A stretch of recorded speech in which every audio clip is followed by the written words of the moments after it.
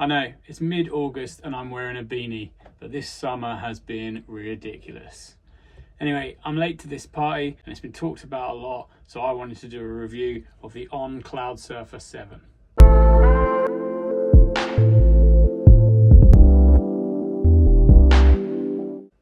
I want to talk about my impressions of this shoe, so I've thrown up the key stats here on screen, and if you want to check out another review, I recommend the Run Testers, and you can get that on the link in the description. So, my first impressions. The CloudTech Phase midsole certainly gives a nice soft ride. A lot of people have talked about On's traditional firm rides in their shoes, but I've not owned a pair before, so I can't speak to that. I immediately noticed how nice they were to slip into and do a cool down after a tough session or a race.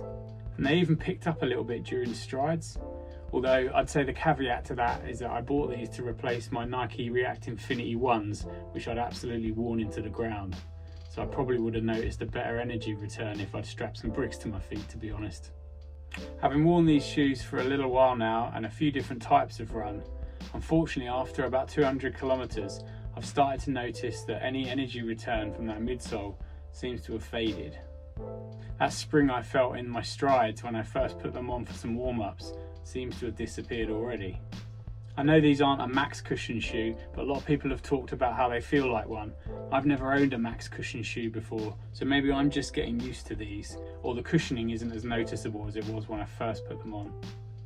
But I've talked to people who've used various versions or iterations of the Nike Invincible, for example, and they seem to maintain their bounce and springy feel even after you've put hundreds of kilometers into them. So I wonder if I'll be better off getting something like the Nike Invincible when I get into my marathon block in the new year. So the whole upper and the lacing system is really comfortable. There's no hot spots or pinch points or anything like that. The fit was true to size for me, and that's a UK men's size 8. Price wise, at £150 here in the UK, it does retail slightly higher than something like the Nike Invincible. On have talked about the domino structure of these pods on the CloudSurfer and the way they're supposed to compress and propel you forward through your stride.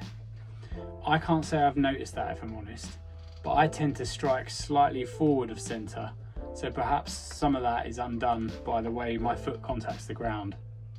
In general, the midsole pods on shoes do make me wonder what the deal is. I remember an old advert for bubble-filled chocolate bars back in the day, when they advertised that the bar had more of those lovely light bubbles. But I read that as now with less chocolate, and I kind of feel the same about cloud pods. If shoe companies are going to go to the trouble of developing these super light, springy, bouncy foams, then I feel like I want more of it under my feet. Overall, I'm happy with the CloudSurfer, and I'm probably going to stick with it for my warm-ups and cool-downs before a tough session or a race, and my shorter easy runs. But I think I'll be looking for something a little bit more squishy underfoot for those longer easy runs. One other thing I'd note about the cloud pods on this shoe are that if you tend to heel strike, you might find that those pods collapse a little bit too much and you're going to feel like you're bottoming out in the shoe. But yeah, I think On have made a good solid shoe for warm-ups, cool-downs and shorter easy work. And overall, it's not particularly scientific, but I'd probably give it a 6.5 to a 7 out of 10. Thanks for checking out my first attempt at a shoe review. Please like the video, subscribe to my channel and share it with your friends. And feel free to leave any feedback in the comments. Thanks.